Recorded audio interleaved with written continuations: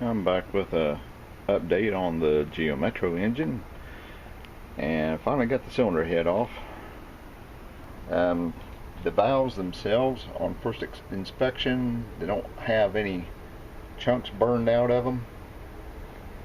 Exhaust valves are nice and pretty,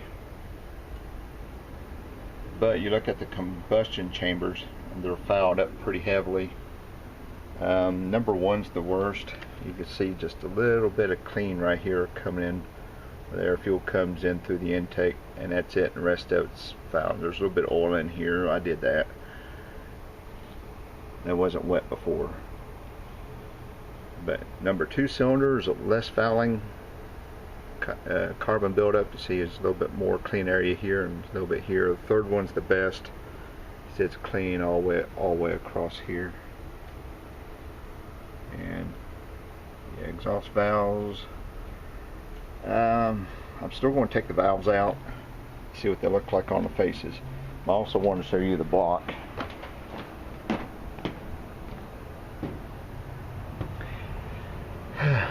Trying to clean this one off a bit.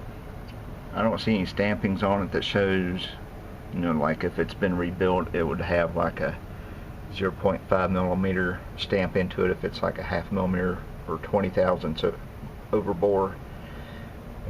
This tells me these are factory pistons. Should be standard size, but I'll measure anyway. But yeah, these that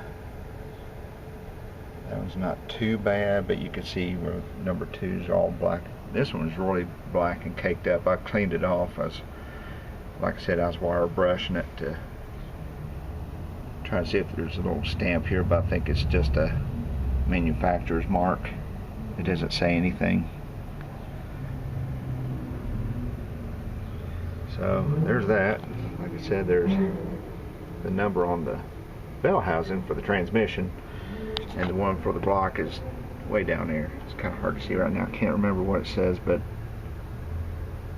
it's a G10P148092 or something like that, but it does not match the VIN at all. I don't think they ever did. They had some random numbers they put on the engines, and I don't know how you would tie them, how you would tell if you have a numbers matching Geo Metro, you know, like 30 years from now. You put one of these up on Barrett Jackson for $100,000, you know. You never know. 30 years from now, everything could change. So, yeah.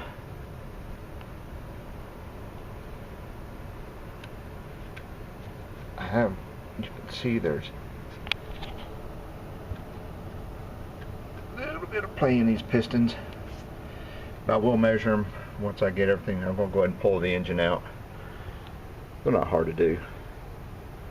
All I got to do now is bell housing bolts, remove all the other appendages from the engine. Here, this one has AC, so I just got to pull the compressor. Won't be the first time. I installed a new compressor on this 4 years ago.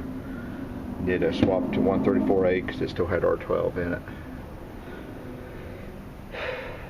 So this car was built like literally just a couple months before they did the switch over to the 134A. This car was built in February '93, and I think they switched it in June.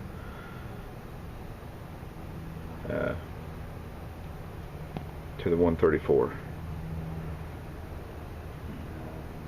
That's where we're at right now, and I'll give you some updates later on as we progress. Thanks for watching. Okay, I'm back. So anyway, stripped the head down a little bit further. Got the valves,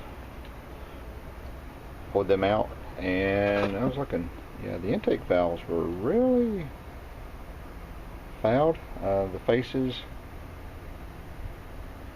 just dark, but they're not bad looking. They just need cleaned up. But the valve, the exhaust, the number one I think had the lowest compression, and hopefully I can get this thing to focus. But there's a lot of pitting on the face. A lot of pitting. That will keep one from sealing. even though they're not burnt, like burnt. Sorry, I think there's something on the lens. The stems are not worn bad. They just need cleaned up. I'm going to try to lap these. I'll show you the number 2 exhaust. It's pitted pretty bad. You can see that right there. Hopefully they'll clean up. Now I've got another motor that's pulled apart I could probably salvage some parts out of, because I'm on a really tight budget. I can't just go fire a parts cannon at this thing like the rich garage guys can. I have no money. I think I can afford to buy a new set of rings, but I've already got gasket, the whole gasket set for this thing, seals and stuff, from last time I had some money. But right now I'm on a tight budget. I got to get this thing back on the road, so I'm going to show you guys how to do the bare minimum. If the bearings are good, I'm reusing them. If the pistons are still good, I'm reusing them. I'm just going to hone the cylinders out, throw new rings in it. Hopefully I can get by for a while with that. But yeah, everything came apart really well. All the pins, got all the keepers, all these pins for like the cam caps were all in place. The other engine I pulled apart, those were all missing. And I had there's a flow control check valve in the block. It allows the oil field to go up to the head. That's what oils the passages for your cam. Yeah, that check valve is still in the block. When you go to pull one of these apart, you do not want to lose that, because it's very important. It keeps the oil up in the head when the engine's parked. Hey, I see a number here. Etched into the head. Not sure what that is.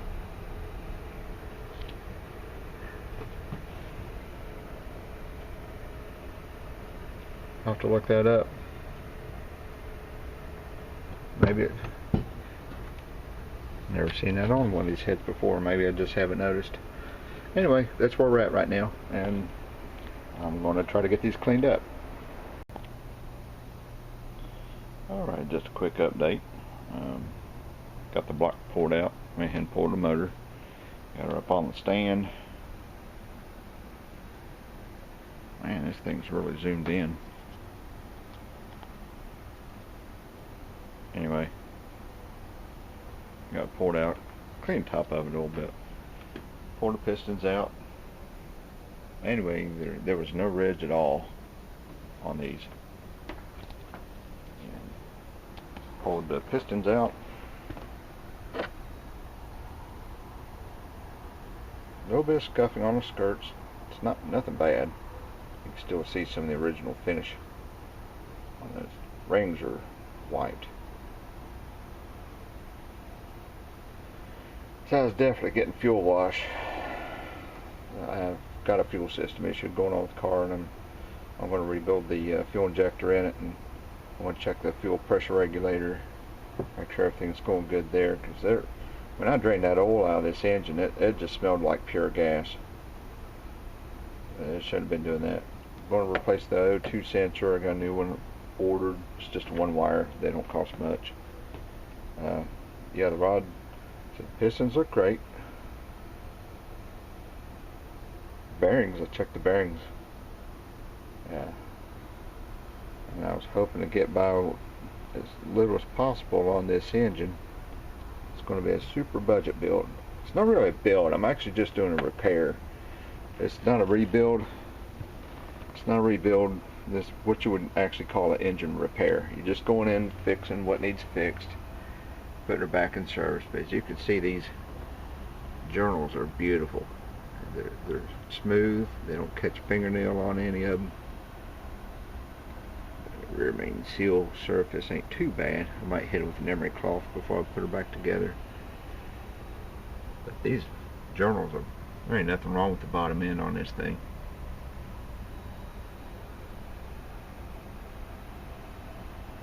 They're good. Main bearings, there's the rear Some of them have a little bit of wear to them.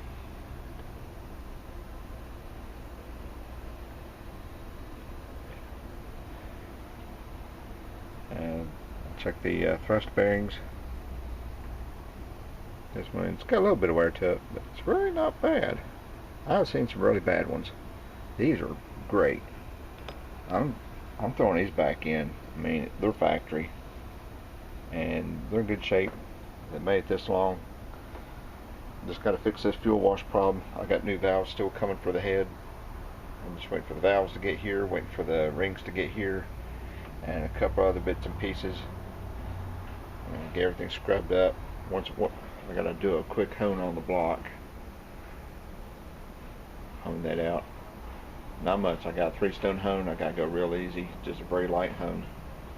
So I don't want to open up the cylinders any more than I have to. The head, we'll clean it up, lap the new valves in, then take everything apart, give it a good wash, degrease, get everything put back together nice and clean, put her back together, and I'm even going to use the same oil pump.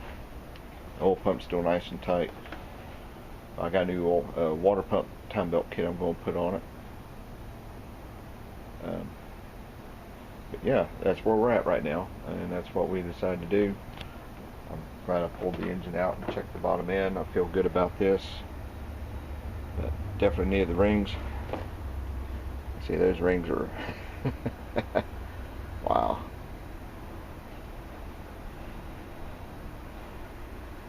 See, they got all gunked up there too.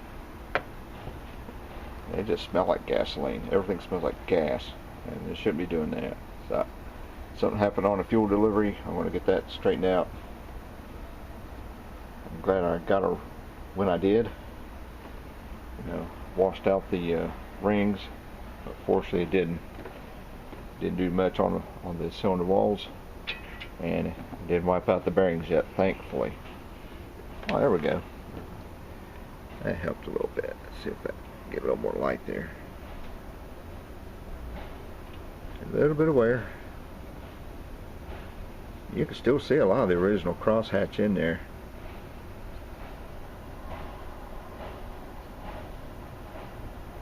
Still see a lot of it. It's just going to take a very light hone. Yeah, this block's in good shape.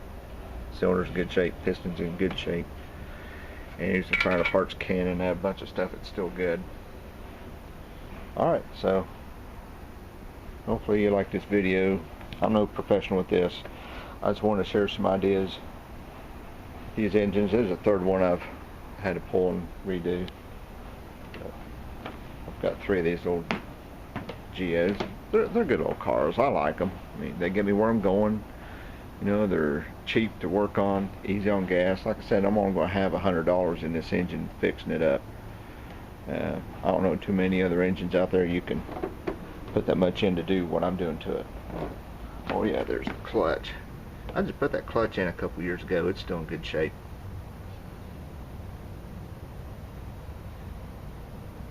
Would you believe I got the whole clutch kit, pressure plate, pilot bearing, the whole deal for $45 with free shipping. So, if it held up, it's 2 years of use out of it right there, and it still looks like new. I'm usually real easy with clutches. Flywheel, to be honest, I'd love to have a new flywheel. And the pilot bearing, you could feel those rollers in there. You can't hear it, but you can feel them balls in there going. So we might be looking at a new pilot bearing. I think I got another one around here somewhere. But this flywheel, it was in bad shape when I went to do the clutch job on it. And I tell you what probably did that. If you go back and look at my video where I did the burnout, the Geo Metro burnout, that was with this flywheel. I don't know. I might get a new flywheel, but that's only other expense I plan on spending on this engine. There's another engine for backup. Another story there. It's another XFI engine. It's got the XFI cam in it. I was going to build that one for a backup. Pulled her apart and had a busted piston, and the cylinder walls are shot. It needs board and machine work. Well, that takes money. If anybody knows where I can find a big bag of money, I'd love to go pick it up. Trying to grow a money tree out back here, but I just can't get it growing very good. If I know where I can get a fast growing money tree, I can use one of those. I'm rambling. I'm gonna let y'all go. Have a good one.